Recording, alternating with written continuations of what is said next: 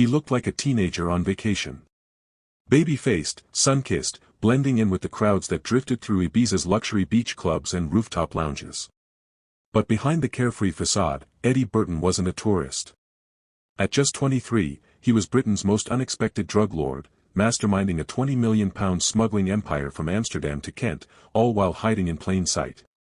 This is the case of Eddie Burton, a young man from Liverpool who, alongside his partner, built one of the most sophisticated drug smuggling operations Britain had ever seen. What began as small-time dealing on Merseyside backstreets quickly escalated into encrypted messages, ghost addresses, and covert routes stretching from Spain to the Netherlands. But Eddie wasn't alone.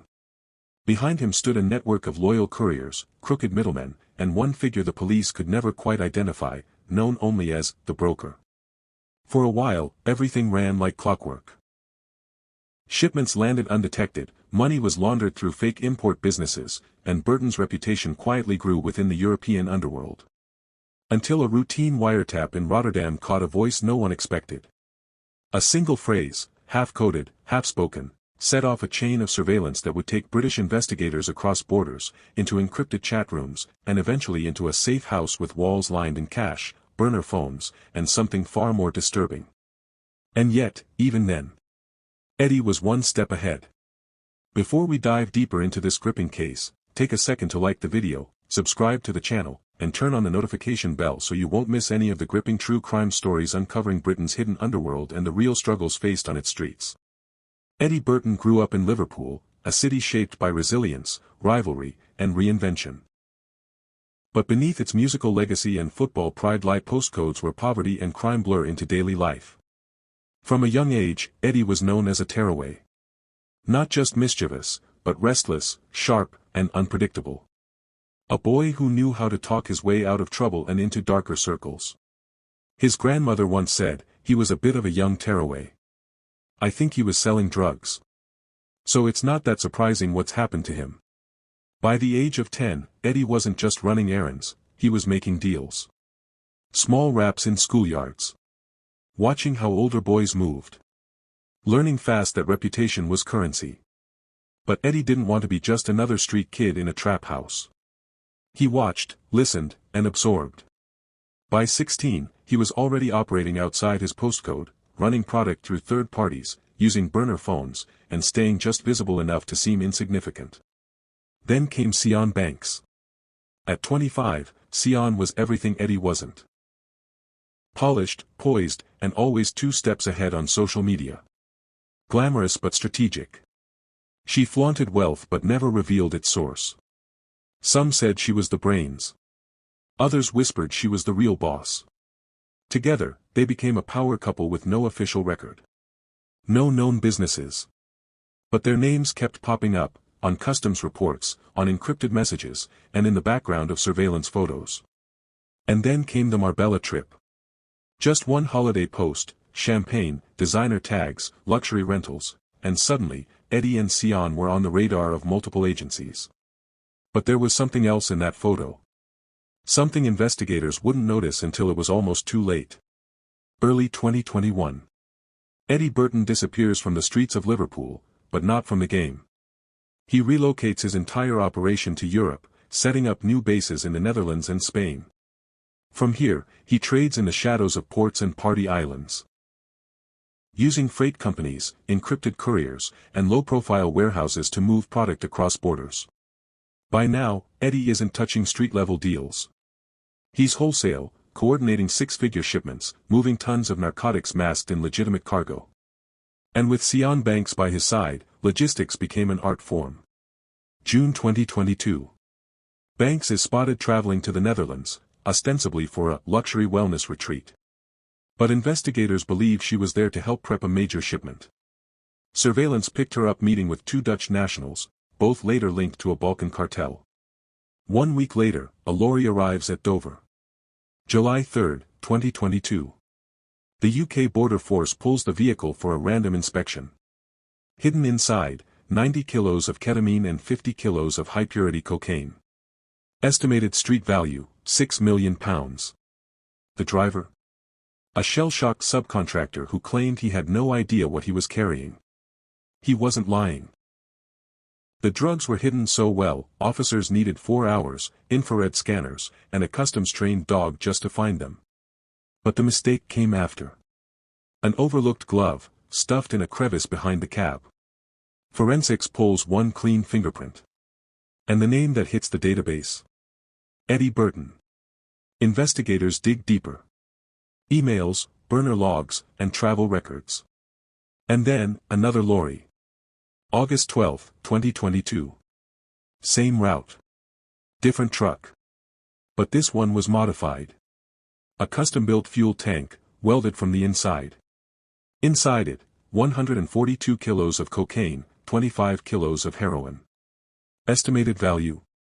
Over 10 million pounds. Again, Eddie's DNA was present, this time on the inside casing of the modified tank. Not just directing the trade, handling it. Still, Burton vanished. Days after the second bust, he dropped off the map. Phones disconnected. No confirmed sightings. For 6 months, he was a ghost. And then, Ibiza. August 2023. Police raid Pasha nightclub during an unrelated operation. A man is detained using a fake passport and a French alias. Sunglasses.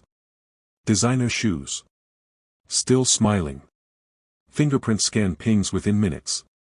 Eddie Burton. But here's the twist, his arrest had nothing to do with the UK charges. Spanish police had linked him to a local MDMA network involving Eastern European suppliers. He was building a second empire. And no one in Britain had even caught on. What happened next would unravel the entire operation. March 2024. After months of legal wrangling and extradition delays, Burton is flown back to the UK. But before the plane lands, a message is intercepted, sent from inside a UK prison. The contents? Coordinates. A coded phrase. And the name, the broker, again. Someone was still pulling strings. And Burton, despite being in custody, might not have been the top of the chain after all. The case was far from over. And the deeper investigators looked, the more it seemed Eddie Burton was just the beginning. The arrest of Eddie Burton sparks a multi-agency operation led by the National Crime Agency. But what they uncover is far more than just a pair of young dealers. Burton and Banks were at the center of a transnational web, strategic, well-funded, and disturbingly well-hidden. The first breakthrough comes from a seized burner phone, found in a luxury flat rented under a fake name in Marbella. What's on it isn't just evidence, it's a blueprint. Dozens of encrypted messages between Eddie and Sion. Dates. Shipment weights. Border timings. Code names like Tide Runner, Midnight Ink, and Lotto Drop. And then, something more personal. Sion Banks, worried. In one message, she types, "My prince might be on that last rap." Eddie replies, "You've got no record. They won't clock it. Just wipe down next time." But that was the mistake. Forensics recovered partial prints from a vacuum-sealed package, one matched to Sion. It was enough to link her directly to the July 3rd shipment. As agents dig deeper, they find something else. A trail of bank transfers, small amounts, funneled through multiple apps, landing in crypto wallets. The kind of layering designed to lose the money in the noise. But one detail stands out. Transfers made in Sion's name. After her passport had been seized. Someone else was moving money using her identity. And then, a bigger twist. In a warehouse outside Utrecht, Dutch authorities seize a shipment of car parts. Hidden inside, 30 kilos of uncut heroin. The destination? A fake business registered in Birmingham. The listed director? A man long presumed dead, killed in a gang dispute 5 years earlier. But security footage from a nearby petrol station tells a different story. The man is alive. He's older. Scarred. And he's seen meeting with someone just days before the shipment. Eddie Burton. Back in the UK, public reaction turns from shock to obsession. Two young people, barely out of their teens. Living large, smiling in nightclubs, now exposed as central figures in a drug empire. Tabloids label them the Insta Cartel. But there's still one thing missing: motive. Why did Eddie go from petty dealer to criminal architect? And who taught him how? One NCA analyst describes the network as too clean for amateurs. The routes, the tech, the ghost companies, all point to an outside mentor. A third player who never showed their face. The same name, whispered again in a decrypted message from Burton's phone. Broker says no more delays. Who is the broker? Was Burton following orders? Or was he part of something much bigger? The deeper they look, the more it seems the arrest was just a surface scratch. The operation wasn't ending. It was evolving. And someone was still moving pieces from the shadows. Eddie Burton wasn't born into wealth. But by 23, he was living like he'd inherited an empire. Luxury penthouses. Designer cars. Private tables in clubs across Barcelona, Marbella, and Amsterdam. His motive? Simple: status, power, and the kind of financial control that made him untouchable. But there was more to it. From seized communications, investigators built a profile. Eddie wasn't just running the operation, he was obsessed with logistics. Mapping border patrol schedules. Learning import regulations. Studying EU freight loopholes like a scholar. In one message, he boasts, Border Force doesn't even know what they're looking for half the time. It's all timing. Everything's timing. Then there was Sion Banks. To outsiders, she was the glamorous girlfriend, the influencer who posted champagne glasses and poolside selfies.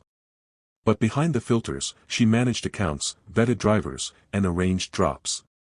One investigator put it simply, she wasn't arm candy. She was in operations. Her motive? Luxury, yes. But also, belonging. She'd grown up outside the circles of money and influence. And now, with Eddie, she had both. But here's where the theories begin. Burton and Banks believed operating from overseas, outside UK jurisdiction, gave them a buffer. They used false identities, leased properties in others' names, and chose countries with weak extradition ties. They weren't hiding. They were staging a performance, living big, betting that law enforcement couldn't touch them without making noise. They weren't the masterminds at all. More than once, names appeared in chat logs that couldn't be traced. B, the broker, crest. No fingerprints. No photos. But orders. Schedules. Threats. One message to Eddie reads, delay again and we come to you. Understand? Burton's reply. She doesn't know. Keep it that way. Who didn't Sion know about? And what was being delayed? The couple had stumbled into something far bigger than a drug ring. Authorities believe Burton may have been connected to a darknet logistics network, where anonymous users paid to ship narcotics globally, using decentralized transport routes. Not a cartel in the traditional sense, but a drug syndicate run like a startup. And then, there's the third suspect. Unconfirmed. Unnamed. But mentioned twice in the case files. A silent partner, who allegedly arranged meetings with a contact in Antwerp. The code name? Rook. CCTV from a warehouse in the port of Ghent captured a man, tall, in a dark coat, exiting a van registered to a fake business linked to Burton. He enters alone. He leaves, 12 minutes later, with a black duffel bag. He was never identified. But his watch, caught briefly on camera, matched one found during Burton's arrest in Ibiza. If Rook was real, he was close. And then, one more twist. A letter, intercepted in March 2024 at a Midlands prison. Handwritten. No return address. It simply read. If Eddie talks, we all fall.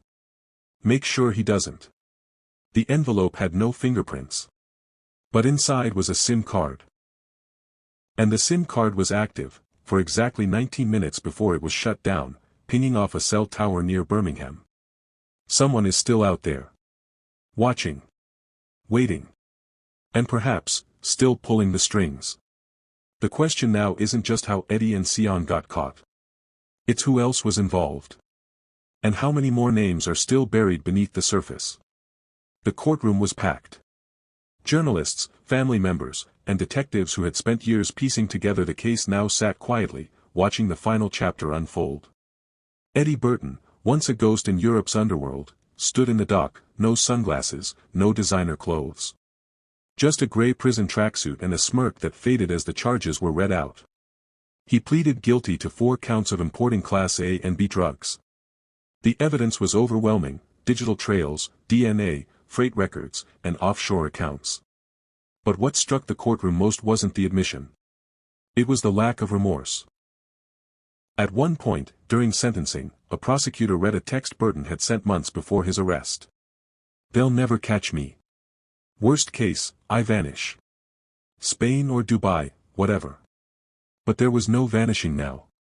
In February 2025, Eddie Burton was sentenced to 24 years in prison. No chance of parole until 2039. Sian Banks followed days later. Her case was different. She had no prior convictions. No history of violence. And yet, she had played a central role: money laundering, logistics, even overseeing shipments when Burton was laying low.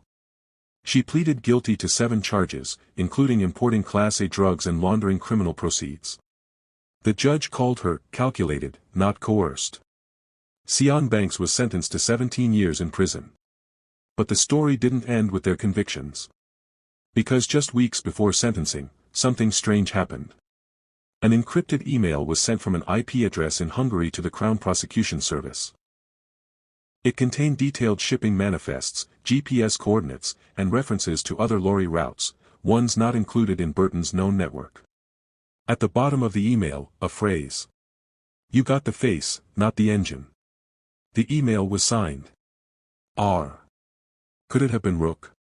Or is someone else in the organization now stepping in? Investigators began re-interviewing witnesses, re-examining old data. And then came the second twist.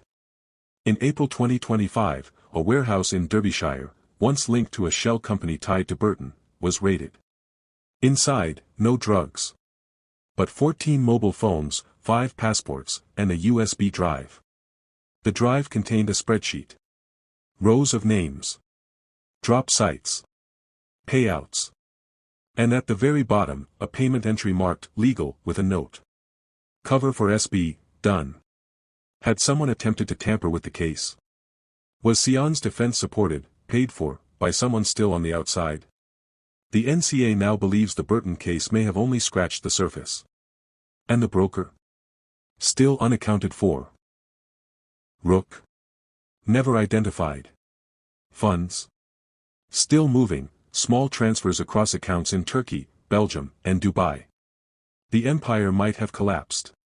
But pieces of it are still alive. And the final twist? One of the mobile phones found in the Derbyshire raid, still active, received a call the night before Burton's sentencing. Only 3 words were spoken before the line went dead. He didn't talk. This case isn't closed. It's still evolving. And somewhere out there, the next move is already in play. The National Crime Agency was quick to announce the victory. 2 major players off the streets.